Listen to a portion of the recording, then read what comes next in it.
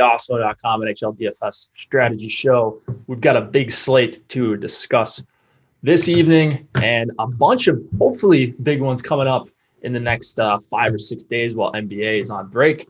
We will have some evergreen content out for you guys. You know, if you're new and, this is a little bit too advanced for you, you're not into the day-to-day grind. We've got some basics coming out tomorrow morning if you want to check that out. So a little tease there, I guess they call it. I'm Jake Hari. I'm joined, as usual, on Thursday afternoons. Slim Cliffy is joining me. How's it going, Cliffy? How was last night for you? We haven't talked yet. Yeah, we haven't. Wasn't terrible. I mean, I didn't profit 75% of my entries back. Had one pretty good lineup with Colorado and Anaheim, but Silverberg one block shot, and then McKinnon getting injured kind of kept me out from the serious money. So could have gone worse, but man, Colorado, they I thought they were really going to put the boost to San Jose. I was expecting 5, 6, 7 goals in this one. Even a 4-0 win, which is just a drubbing, feels disappointing. Yeah, I didn't stay up for the games. I just saw where I finished. Been getting into this habit of randomly waking up in the middle of the night and just seeing how much money I get back and just rolling over and being tilted or being happy and not being able to go to sleep either way after that. So it's a habit I need to break. But yeah, I got back about a little over half of my entry fees. That's not too bad. I think I felt like I was going to have a better night than what I did because I didn't have a ton of Toronto. Their top, they had 6 goals, but their top line didn't do a ton. Their second line was okay. I had some of the third line, so I felt pretty good about that. I think that was actually my best lineup was Colorado 1 and Toronto 3. But anyways, didn't have a ton of Edmonton, and they were a dud. And so I felt pretty good going into the late games. I felt good about Vegas. I felt like they could have had 6 or 7 goals in the first couple periods, and Pacioretty got robbed a handful of times. So, it was a little upsetting that I didn't do better, but what can you do? If things are going to go your way some nights and other nights they are not, but that's why it's called daily fantasy sports. We get another crack at it tonight. 10 games. What are you feeling about this slate? You like it? I do like it because a lot of those expensive guys that we were playing last night aren't on the slate, right? No McKinnon, no Pasternak, no Matthews, no McDavid. So it's one of those slates like we had a couple nights ago. I suppose it's just a cycle of when the games are there. There are a lot of different spots that you can go. And I think there are 1 or 2 obvious spots on the slate, but because there's so many games, I don't think ownership is really a huge concern other than maybe 1 or 2 lines. So I like it. Yeah, I like it too. I like these bigger slates. I don't like that. Let's see. There's 1, 2, 3, 4, 5 games. Half the slate locks right at lock. We always talk about the staggered starts. They figure it out once a month, and then it's usually a Red Wings game starting at 7:30 Eastern that we get to watch while the good games are at intermission. So, there's probably going to be some scrambling going on prior to lock, but you got to remember, as frustrating as it can be sometimes, that's where you get on unique combos. That's where a lot of the money can be made, and just kind of sticking around after lock and updating and making sure you're getting the correct goalies. So you got a lot of information so far, but as always, got to expect some changes to happen. So before we get into it, if you guys could help us out, subscribe to the channel. Don't just like the video, subscribe to the channel. You'll know when we go live. Subscribe for All-Star Break. Stick around afterwards if you're looking to play some NHL. But if not, we've got PGA, we've got MMA, we've got NFL when that's going on. Obviously, we've got NBA. You guys know that. We've got NBA pretty much streaming 24/7 here. And outside of this hour that we talk about NHL. But subscribe to the channel. You'll know when we go live. And it's the best way that you can help us out for free. Let's go to Pittsburgh hosting the Flyers. 3.1 implied total for the Flyers, 3 for the Penguins. It's going to be Brian Elliott, and it's going to be Tristan Jarry as your goalies. I'm not seeing projections on the goalies, which makes me think I messed something up in the projections. I will check on that while Cliffy is talking about this game. What are you liking in this one? Pitt 1 chalk? You agree with that? Yeah, Pitt one is chalk here. I kind of get it because I mean I don't know how much people go into line matching, and it's one thing I want to mention before I dig too much into this game. There's a good conversation in Slack not long ago about line matching.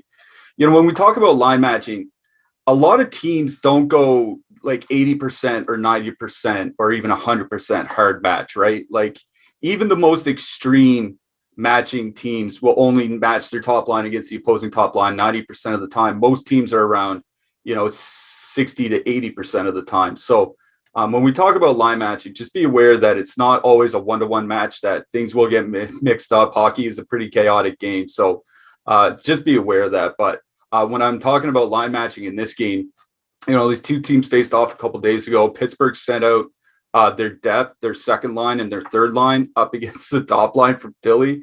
If Philly's top line just absolutely rolled over them like we'd expect them to, like Sean Couturier, Joel Farabee are just far too good to go up against this Pittsburgh depth. If Pittsburgh would have a chance of shutting them down, like they probably have to put the Malkin line out against them, but I don't think they're going to do that.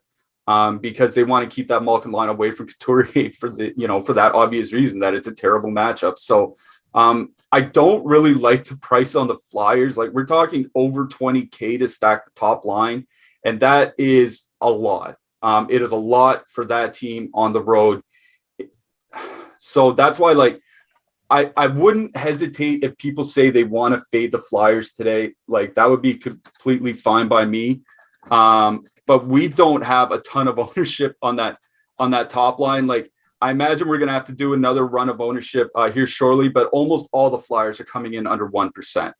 Like if I can get that Flyers top line, I don't care if it's 20K.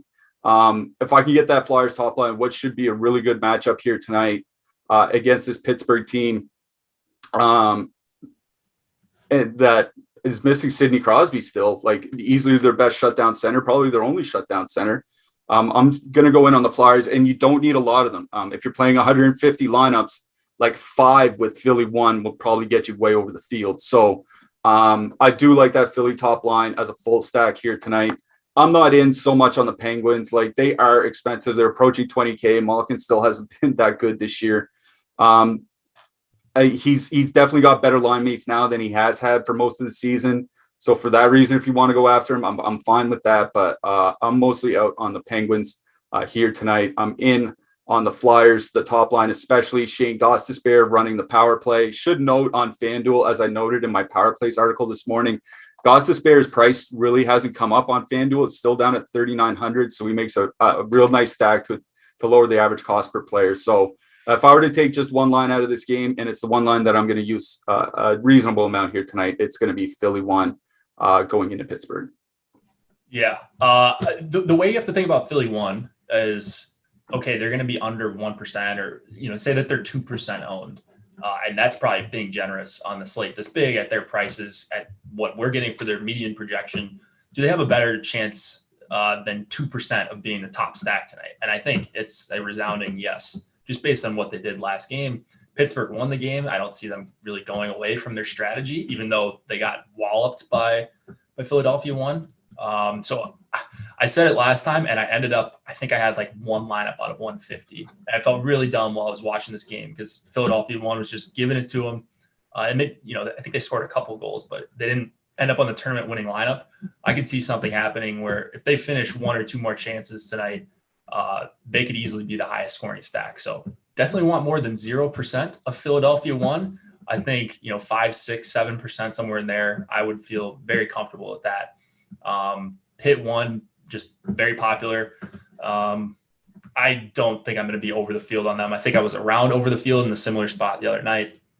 I think there's some other lines I like a little bit better, so might get to double digits on them, but I don't think I'm going crazy with Pitt 1 tonight. And we got a super chat here from Eric Hoffbrow. Big night again last night. He said he won 21K last night, mostly single entries. Says, give this super chat to Bots. He had the same lineup as me. Yeah, I heard a word on the street that there was some collusion going on Twitter. I'm sure you saw that message, Cliffy. Yeah. No, that just to be clear, there was no collusion. Just people ended up on the same lineups. It happens. It was a 6-game slate. That happens all the time, especially with Colorado won. There's a finite number of teams you could stack with them when they're that expensive, and you end up on the same defenseman. Happens all the time. But congrats to Vots, $100 coming your way. Well, after YouTube takes its cut, they're kind of greedy. Yeah, I don't know. I think they take like 25-30%. It's kind of ridiculous, but holy cow. Yeah, they talk about rake. I mean, even DraftKings isn't that ballsy. Yeah, right. I mean, what did YouTube do besides host, I guess? But anyways, we love the people at YouTube. Please don't kick us off the stream. Anything else in this game? No, sir. All right, let's go to Detroit, Carolina. 2.1 implied total for the Red Wings. 3.9 for the Canes. Bernier, believe, is going for the Red Wings, not confirmed. Nedeljkovic. Is it Nedeljkovic? Nedeljkovic. All right, I flipped the D and the L. So I'll work on that one. He's going for the Canes, and he is $8,200. Aho, Svechnikov, and Teravainen. He's returning to his rightful spot with Aho and Svechnikov. That means Carolina 2 is back together. At least they were in the morning skate. And so we've got two very, very playable lines on this Carolina side. What do you like in Cliffy, factoring in what the expected ownership is going to be? Because I think it's going to be even higher than what we have right now once we get Teravainen in the ownership run. Yeah, that's what I was thinking too, is that what we're showing right now for Carolina is going to come up a bit. Detroit, you're not worried.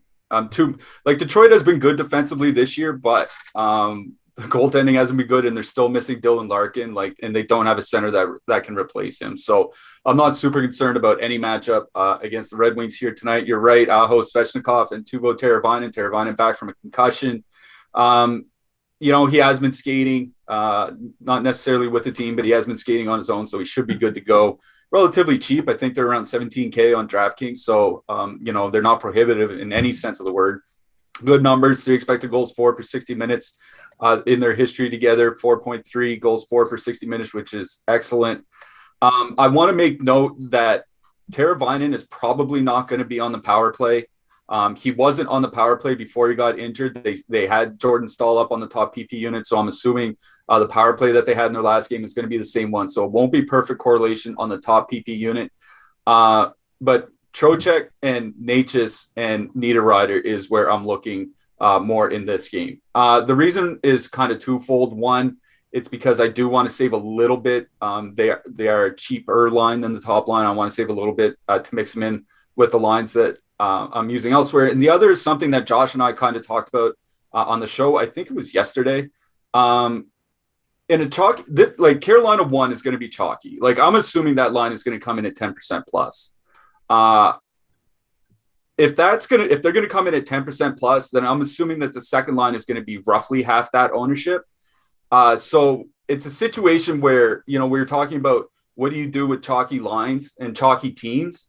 Sometimes with the chalky team, what I'll do is just skip the top line and dump down to the second line, because the second line, if the top line is in a good matchup, generally speaking, the second line is in a good matchup as well.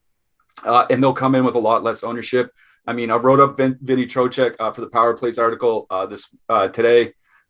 He was another guy that is, I believe, he's considerably cheaper over on FanDuel. He's only $5,700 on FanDuel, so it's a nice savings over there. Natchez and Niederreiter both play the second power play unit, so you can throw them in with somebody like Jake Bean to bring down the average cost. Just watch it with Bean. He's not a guy I would probably one-off because he's only playing like 13, 14 minutes, but in a 2-man, 3-man with Natchez, Niederreiter, I'm good with that. Either of the top 2 Carolina lines I'm fine with, but just in my lineups today, just because I want to avoid the ownership and get a bit cheaper, I'm going to go more with the Trocheck, Natchez, Niederreiter line. And then I'm going to have a couple like Natchez, Niederreiter being, 3-man power play 2 stacks.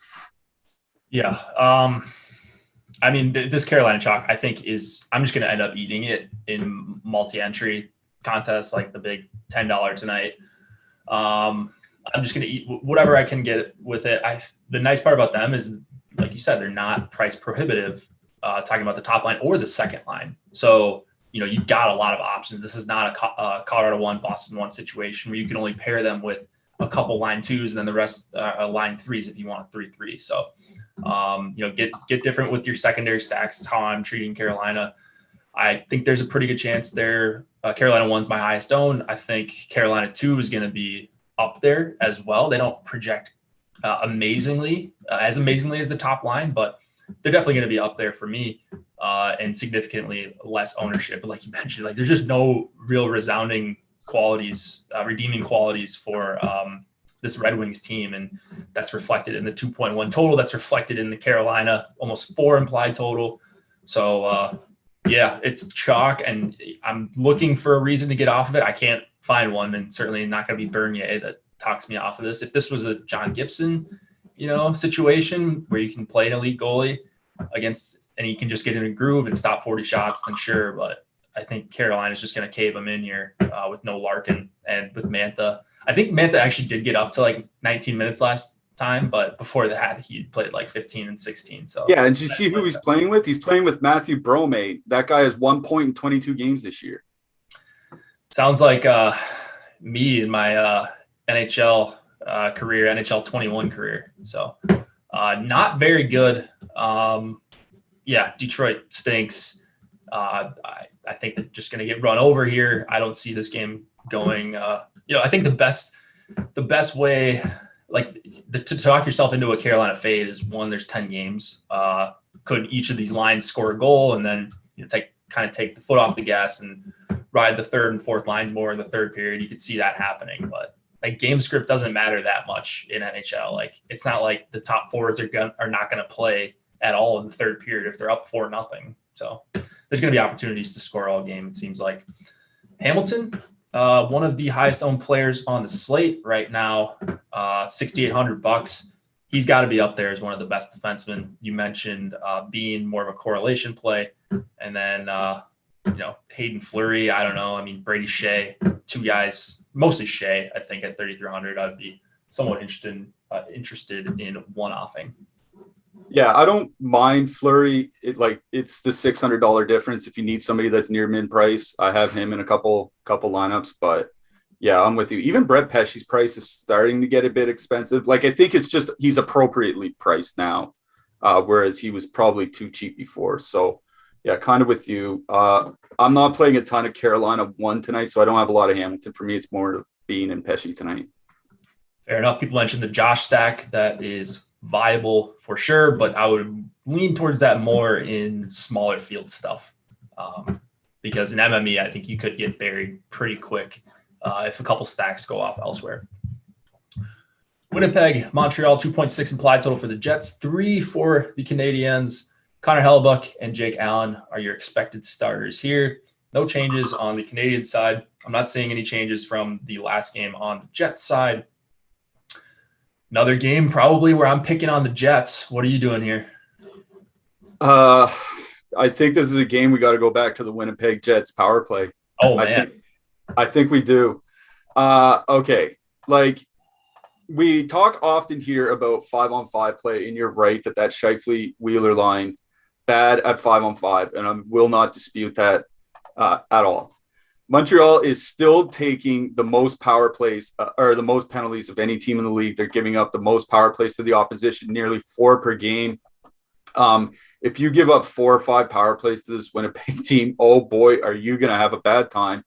And the thing with the Montreal penalty kill is that it's not good. By Hockey Viz's expected goals model, their penalty kill is 19% worse than the league average. And if you look at their actual goals against this year, Montreal ranks at near the bottom 10 of the league. So, not only do they take a lot of penalties, but their penalty kill is bad. Jake Allen, I suspect, will help things because, flat out at this point, Jake Allen is a better goalie at Carey Price, and I don't think that's arguable anymore. I would actually be higher on Winnipeg if Carey Price was in net tonight. So, Jake Allen starting kind of tamps it down a little bit for me. But then I look at our ownership for them.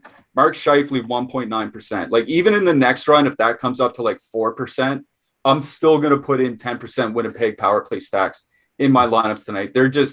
They are too good on the power play with too much skill, and Montreal is too bad on the penalty kill and give up way too many power plays to the opposition to ignore Winnipeg on this slate. We said, I just said, they won't have high ownership. So if you're MMEing, it's the same thing as with Philly. You can probably get away with 5 to 10 lineups at the most with Winnipeg power play, Winnipeg 1, and come in over the field. I just like it. I could see a game where Montreal just absolutely buries them at 5-on-5 and Winnipeg wins 4-1 because they get 3 power play goals and an empty netter. Like that's just the kind of the game that Montreal plays. So I am also in on the Montreal top line. I want to say that Tatar, Deneau, Gallagher. I want to use them because they're going to be going into that Winnipeg top line, and they're pretty cheap. Like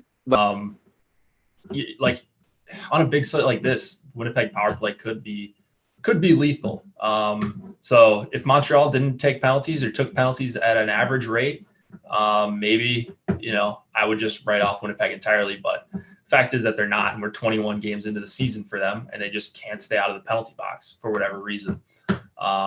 So I'll be playing some Winnipeg power play stacks for sure. That's the way I prefer to stack them rather than the even strength line, but it's basically the same thing.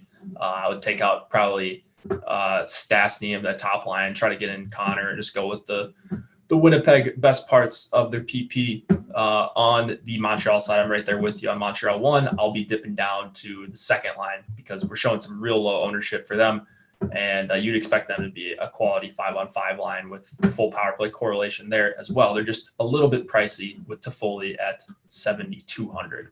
And I see we came back on the stream, so we're good while Tyler was away.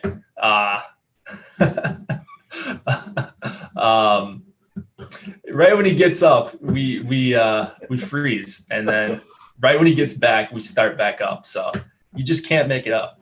The stream needs you, Tyler. Anything else in this game?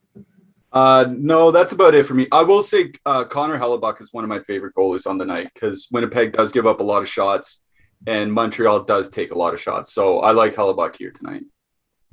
All right, I like it as well. Yeah, 7,500 team that generates a ton of 5-on-5 shot attempts. Pretty good combination, and a good goalie as well. Hellebuck is. So let's go to the Rangers and the Devils. 2.8 implied total for the Rangers, 2.9 for the Devils. Shesterkin and Blackwood are your expected goalies here. Not a game I'm getting to a lot of. Are you finding anything that you absolutely love here? Maybe top line Miles Wood? I think the problem here is the Rangers are priced up quite a bit, right? Like Zibanejad, it wasn't that long ago Zibanejad was 5,000 to 5,500. Now he's back almost up to 7K on DraftKings. Like he's more expensive than Vinny Trocheck, and Vincent Trocheck has like 12 goals in 20 games this year. Like he's nearly on pace for a 50-goal season, and Zibanejad is still more expensive than him on DraftKings. Like, okay, I get it. It's New Jersey and people still play Zibanejad, but the pricing for me is just kind of ridiculous. It's why I wrote up Alexis Lafreniere in the Power Plays article this morning, because it seems like he's the only guy who didn't get priced up. He's still sitting at 3,400. And he's starting to play more minutes too, like a couple games with 16 minutes, couple games with 18 minutes, I think recently. So at least Lafreniere is starting to play some more minutes. So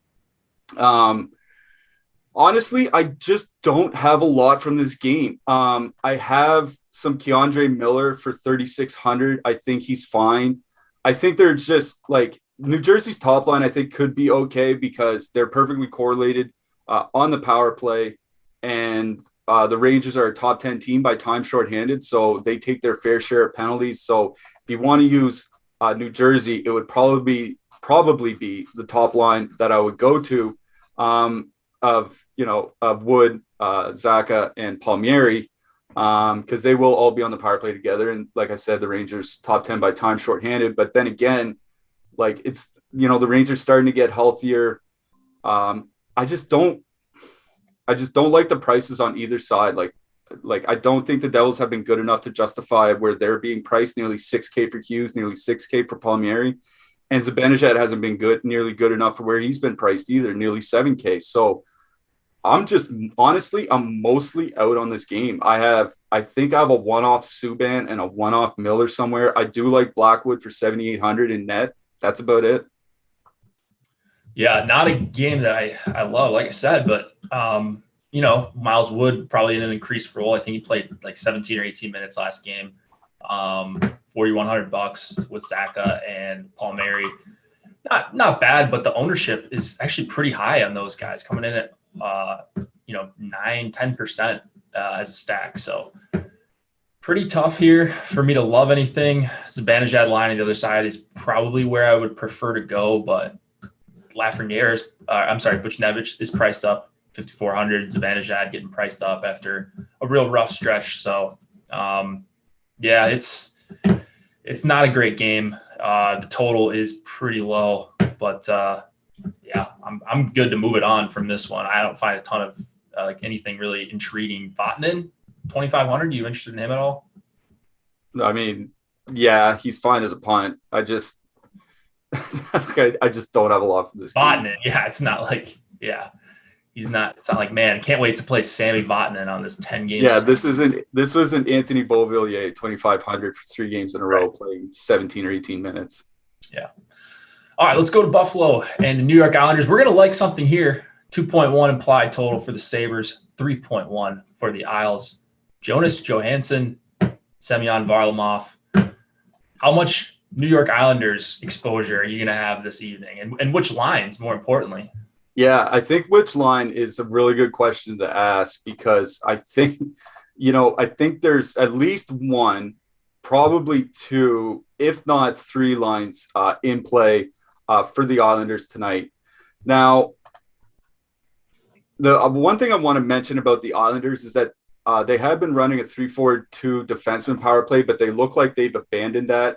And they've gone to a 4-4-1 defenseman power play, and Anthony Beauvillier has jumped on the top unit. I don't know, I don't think it makes that big of a difference, really. Honestly, I think it just helps them because they don't really have a lot of great puck-moving defensemen anyway. So I think the fewer defensemen on their power play, the better. So I think it's a little bit of a boost for the top power play unit. But the thing that really catches my eye is that the Islanders have been using the Beauvillier-Nelson line as their shutdown line. And tonight that's going to be against Eichel, Olofsson, and Reinhart. That will leave the line of Barzal, Eberle, and Lee to go up against the depth from Buffalo. And I do not need to tell you the depth from Buffalo is bad. When you have the top line from Buffalo off the ice, their expected goals against increased by about 25%. The depth, I can't say it enough, the depth here is bad. So with the Islanders top line perfectly correlated, Buffalo doesn't take a whole lot of penalties. They actually take the second fewest in the league, and the Islanders actually take the third fewest. So I don't think there'll be a ton of power plays in this game, but they do have that perfect correlation. If that's something that you're into, they are relatively cheap. I think they're only around 18.3 or something like that. So it's not too bad to stack them. You can still fit in stuff elsewhere. Their lines, their numbers are still good. If you look at the number for their numbers for their extended usage, 3.1 expected goals for, spanning 700 minutes together. I don't see how they don't run over the likes of, Cody Eakin and Kyle Okposo and Jacob Bryson and guys like that. This is a Buffalo team missing too many bodies, playing too poor hockey. They're starting Jonas Johansson, who is effectively their 3rd string, if not 4th string goalie. So there's just a lot to like from the Islanders here. I like all 3 lines, but just the way I'm building my line specifically tonight, I love Barzal, Eberle, and Lee because they're going to get the depth from the Buffalo Sabres, and that's just too good a matchup for me to pass up. Yep. Isles one night for me. You've coined me the whisperer, I think, of Isles one. So the Isles whisperer. We're in on Isles one tonight. Definitely gonna have them in the higher stakes stuff. I might have them in a Q lineup. We'll see. They're gonna be up there for me as one of the highest owned lines of the night, if not my highest owned. And at first I thought we were really low in their ownership, but total in check. There are 2 lines you can choose from. The second line is significantly cheaper. So I think that'll come up in optimizers quite a bit. So I agree with the split ownership we got going up against Stahlhall, Poso, really, really high event both ways. And I mean, Isles one is going to run them over at 5-on-5 power play. You mentioned probably not a ton of opportunities, but if they can get 2 or 3, cash one in on the power play, I think they can score a couple goals at 5-on-5 against this Buffalo team in their matchup. Isles 2, I think, is fine. More of just a filler line for me. And then the third line, if you want to go Peugeot, Wallstrom, 2-man, no problem with that against the Buffalo depth. Isles night for me, specifically the top line. Are we halfway through? We are halfway through the show, right at the 32-minute mark. So we'll pick it up a little bit in the second half, but we're making good pace. Free premium content for today, NHL rankings. If you want to check those out, get a peek behind the paywall, or specifically what you're going to get with the Express Pass for NHL. Those are going to be unlocked for everyone today. NBA rankings as well. And then MMA ownership projections. No NBA this weekend. There will be a lot of NHL. But if you're looking to play another sport, MMA ownership projections are unlocked today for everyone. So go check those out. If you're looking to join, weekly pass for Awesemo Plus Platinum. You get everything on the site, $29.95. Includes everything, all the premium tools, player projections, ownership, Slack, top stacks tool, or top fighters tool, or top golfers tool for your respective sport. We've got it all, boom bust for NBA. So sign up there, awesemo.com/join if you're looking to just play NHL DFS. Got an Awesemo Plus NHL weekly pass for just $11.95. If you got any questions, feel free to DM me on Twitter. My handle is somewhere below me or somewhere on the page if you're watching on YouTube. It's just my name, @JakeHari, if you're listening on pod. Let's go to the Lightning and the Blackhawks. 3.3 implied total for the Lightning, 2.3 for the Hawks. Vasilevsky and Lankinen are your goalies. I did not realize just how cheap Tampa was. I ran some lineups earlier before the show, and just looking at their salaries, I was trying to find them, sorting by line salary on DK on the top stacks tool. Boy, you got to go pretty far down to get to even one of the Tampa lines. 15,300 for Tampa 2, the Stamkos line, and 14,100 for Tampa 1, the point line, we'll call them. Tampa's pretty popular here, both their lines. Do you have a favorite? And then are you going to anything to Chicago? Yeah, I'm going to start with the Chicago side because I think for me, it would make more sense to stack them here tonight than Tampa Bay. And now that I say that out loud, maybe I should walk back that statement a little bit. It makes a lot of sense to stack Tampa Bay here tonight. I want to get that out of the way first. But like you said, with the ownership, we have Kane, DeBrincat, and Suter at 2% right now. And I got to think part of it is a matchup. Like, obviously, Tampa Bay is a pretty bad matchup. It's arguably the best, I'd say the best team in hockey. But the other thing is that they're expensive, right? Over 21,000 on DraftKings. So, it's kind of that Philly problem, but they're at home instead of on the road. But here's the thing is Tampa Bay takes a lot of penalties, not like a lot, not a Montreal amount a lot, but well above average. And their penalty kill, it's good, but it's not as good as you think it might be. Like it's good, but it's not like Boston good. You know what I mean? So if you can give Patrick Kane and Alex DeBrincat, 4 power plays or 5 power plays or something like that, I like their chances of converting, at least one of them. Terrible 5-on-5 matchup. That's obviously got to be said, but the Suter Kane DeBrincat line has actually been good. Like, the thing with Patrick Kane lines is they typically don't have good 5-on-5 numbers because he's like a playmaker. He's not a defensive wizard. But they actually do have good numbers so far this year, nearly 200 minutes together, which is not a small sample. Like, we're talking 12 games or something like that. Like, it's good enough where we can work with for sure. And the top line for Tampa Bay with Tyler Johnson there, it weakens them. It makes them a lot worse than it would be if it were Stamkos or Killorn or something like that. So it's not as if Tampa Bay is an impervious matchup or whatever. And like I said, they're one of the more penalized teams in the league. So I do like the Chicago top line here. It's another one of those things where if you're playing 150 lineups, you only need 6, 7, or 8 lineups to get way over the field. So I will have probably one or two of my lineups out of 20 will have Chicago.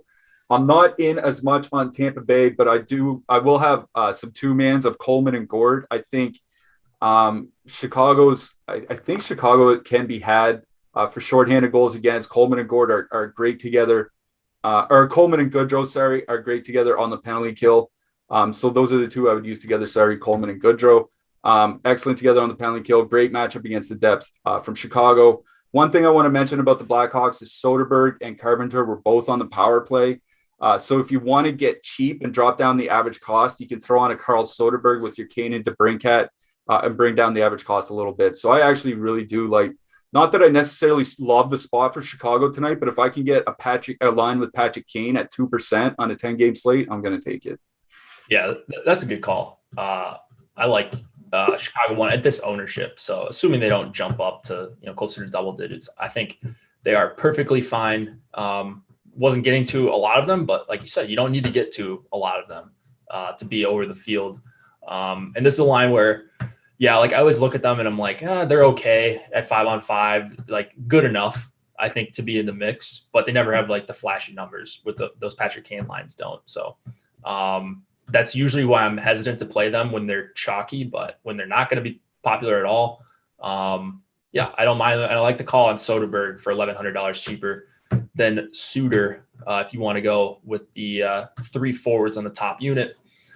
Tampa, man, they're just – I think they're just a little bit too popular for me as fillers. Like the lines aren't too much different to me. You get 2 guys on each line on the top power play.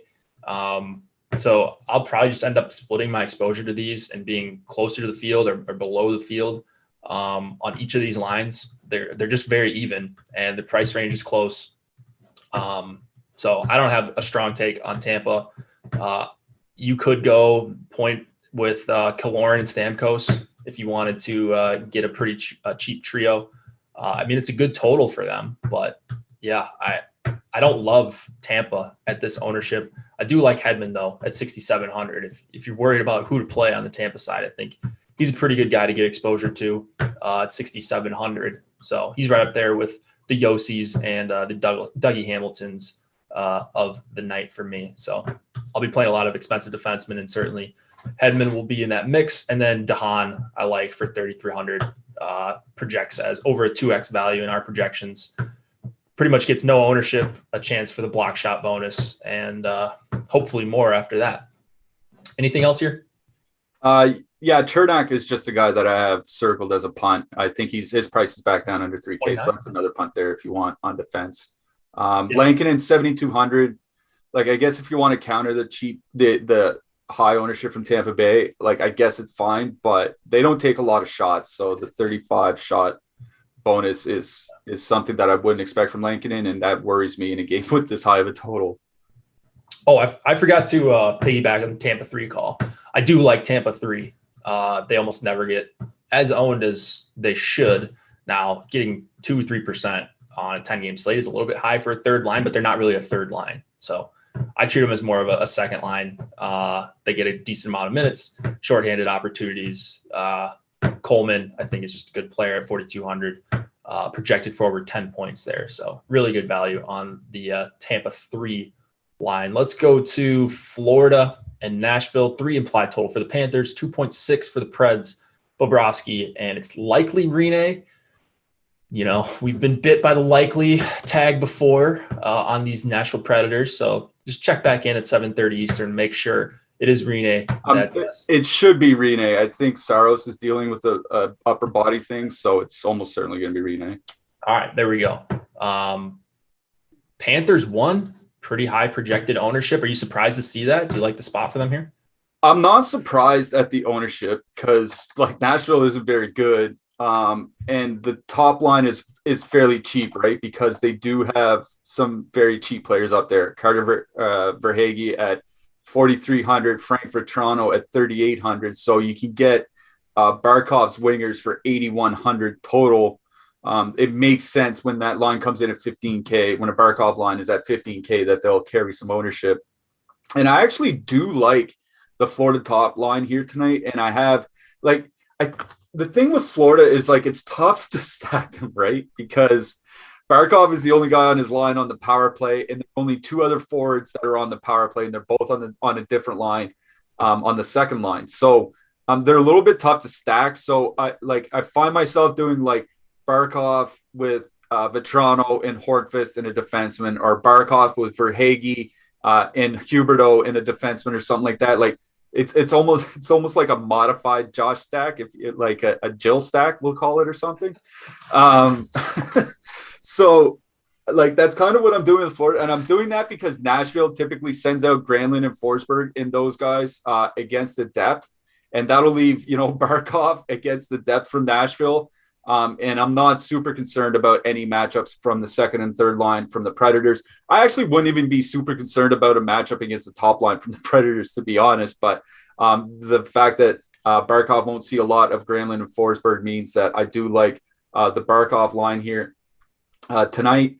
On the Nashville side, I'm not really in on them a whole lot. I think I have one share of the top line because, like I said, they'll avoid the Barkov line. And I think once you get past the Weegar-Ekblad pairing, you can kind of do a little bit of damage against this Florida defense. But that's kind of it. Like I would get like maybe 1 out of 20 from Nashville 1. I think Florida 1 is the side that I want here tonight, especially where Ekblad's price is down almost to 5K and Yandel is still in the low 4s. So not expensive at all, this stack. I really like that Florida 1, Florida power play type stack here tonight. Yeah, I like it. And especially how you mentioned, like, where you kind of breaking up the top 2 lines so you don't have to play he who shall not be named. You can play Barkov instead. Like, they're cheap enough. Being on the road, like the algorithm for DraftKings priced them down a little bit. And then Hornquist and Huberdeau are both reasonably priced as well.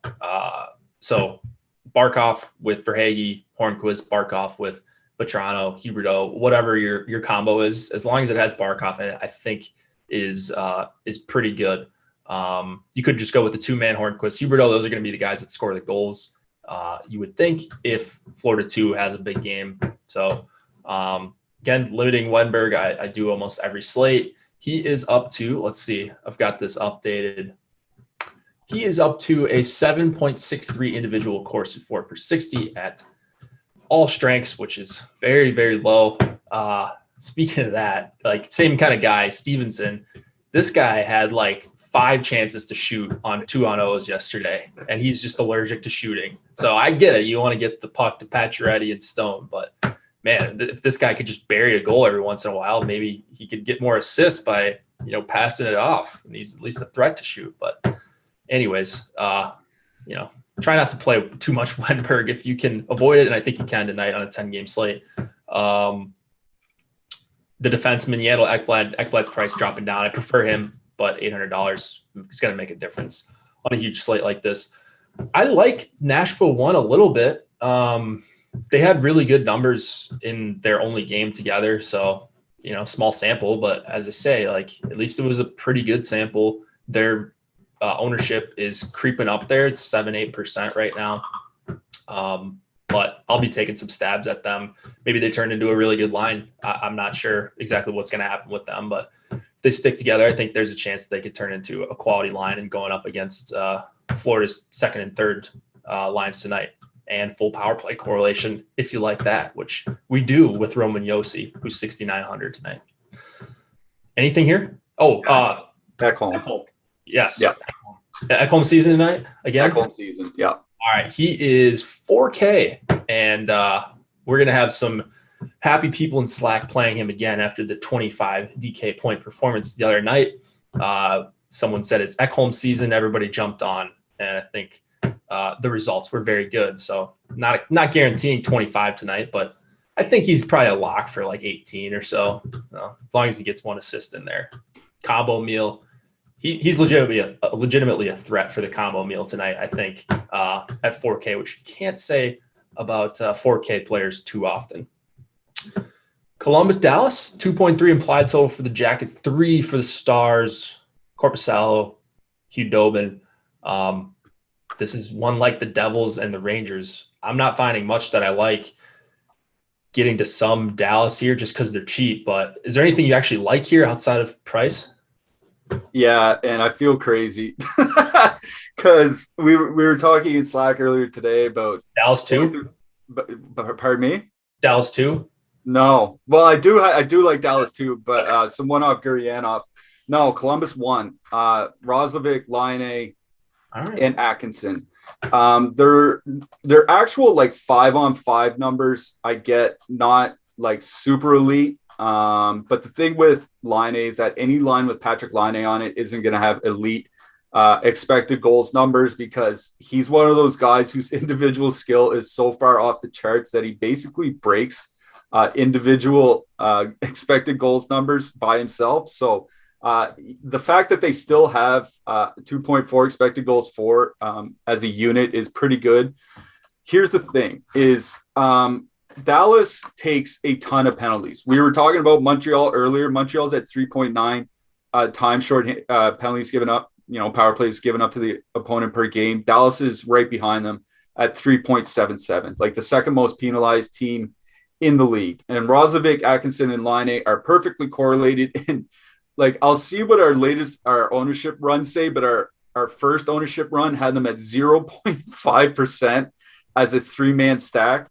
And like okay, we talked earlier about Montreal's penalty kill, how they're one of the most penalized teams in the league and have a bad penalty kill. Dallas is the exact same thing. They're the second most penalized team in the league, and their penalty kill is 12% worse than the league average, and they're allowing as many goals per 60 minutes as Montreal is. So like, I'm not a fan of Columbus at all. I've actually made a lot of money betting against them this year, more than any other team. But anytime, if I can get Patrick Laine at 0.5% or 1% on a 10-game slate, and he's going to get 4 or 5 power play opportunities, I'm going to stack his line. And once again, it's one of those things. You don't need 40 out of your 150 lineups to have this. You could have 10 and probably be way over the field. So for me, out of this game, don't mind some one-off Gurianov, one-off Heiskanen, but it's more or less all about the Columbus top line for me. Yeah, I mentioned Dallas too because I have some of them, Hintz, Robertson, Gurianov, mostly Hintz and Gurianov. I like that duo. But yeah, it's like the Philly 1 call. Maybe not as good at 5-on-5 as Philly 1, but similar and cheaper. So there's definitely higher than a 1% chance that they're a top, like the top stack on the night or one of the top 2. So think about it like that. I think if you make this play long term, you're going to come out ahead. It's a low probability. It's a low outcome low probability play, but when it does get there, the returns can be massive. So anything else in this game? We got 2 more remaining in about 5 or 6 minutes. No, that's about it for me. All right, let's go to Ottawa, Calgary. 2.5 implied total for the Sens, 3.5 for the Flames. It is Matt Murray, and I think Markstrom is available to play today. This is a later game, so I didn't catch the lock. Riddick is confirmed. Oh, Riddick's confirmed? Yeah. Okay. I thought I saw something different earlier. Riddick confirmed. I hate what Calgary did with their lines. Do you like anything? Monahan, Gaudreau, Levo, Lindholm, Tkachuk, Dubé. I do like the third line though. Backlund, Mangiapane, and Lucic. Not Lucic, but Backlund, Mangiapane, pretty good duo there. They're gonna be pretty popular though. What do you like in this game, if anything? 3.5. I'm on the Gaudreau line. Okay. Just because they actually do have decent numbers. Like Josh Levo, like we can make fun of him, but like his play driving numbers are actually decent for his career. So going with Gaudreau and Monahan, and they're going to get the depth from Ottawa. Like they won't get the top line matchups. Like I have no interest in Dubé, Tkachuk, and Lindholm. Their expected goal share together in their career is 42%. It's just, that's barely NHL. Like Dubé's just a bad player. I'm sorry. And he's bad enough that he can drag down an entire line. So I'm off Tkachuk and Lindholm. I'm on Gaudreau, Monahan, and Levo, especially where they're cheap enough and they've actually put up decent numbers together this year. So that's about where I'm at with them. But my big note that I wrote down on my notes, and I won't show it on the screen, but it's just, to put it mildly, F these lines. They're so bad. Bad. And then the third line, you have to play Lucic if you want to full stack it. So it's just the only other thing I will say about this game is that this is 5 games in 8 nights for Ottawa, 3 and 4, and across 2 time zones.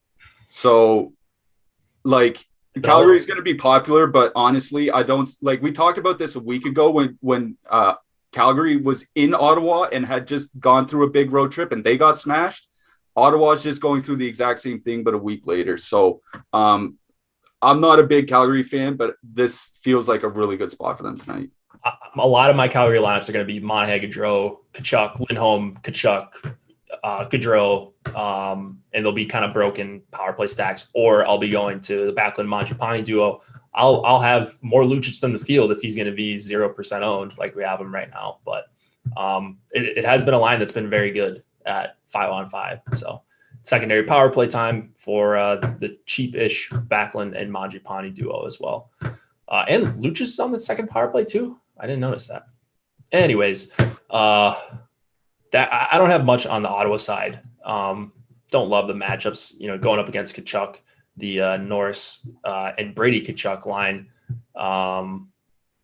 Maybe the third line. People love that third line in the Slack chat, but I don't think this is the night for them going up against Calgary here. Yeah, and like I said, I think it's too much travel and too many games in a short time span for them to put up a real good effort. I'm expecting them to just get dumpstered here tonight. All right, final game of the night. 3.3 implied total for the Leafs, 3.1 for the Canucks. It's going to be Campbell, and there was some confusion about the Canucks goalie. Demko was the first off the ice. Holtby was in the starter's crease. I don't know if we got confirmation since the show started. I've got Demko in right now. I think they're the same price. So. I mean, it's got to be Demko. He's actually been playing well, and Holtby's just been gotten slaughtered lately. Yeah. Toronto coming off a big win last night. 3 big wins, actually. 2 of them without Matthews against Edmonton, and they finished them off last night with Matthews. A lot of spread out scoring last night for the Maple Leafs. Pretty good power play spot here. What do you like on the Leafs? And then good total on the Canucks side. So take this game wherever you'd like. I'm going to say flat out that I don't have a lot of Toronto here tonight. And it's a scary proposition, but it's kind of the same thing with Ottawa, but just to a little bit of a lesser degree. Toronto's playing, it's back-to-back across the time zone, 3 and 4 nights, 4 and 6, all on the road. Like, at a certain point, like, this just has to catch up.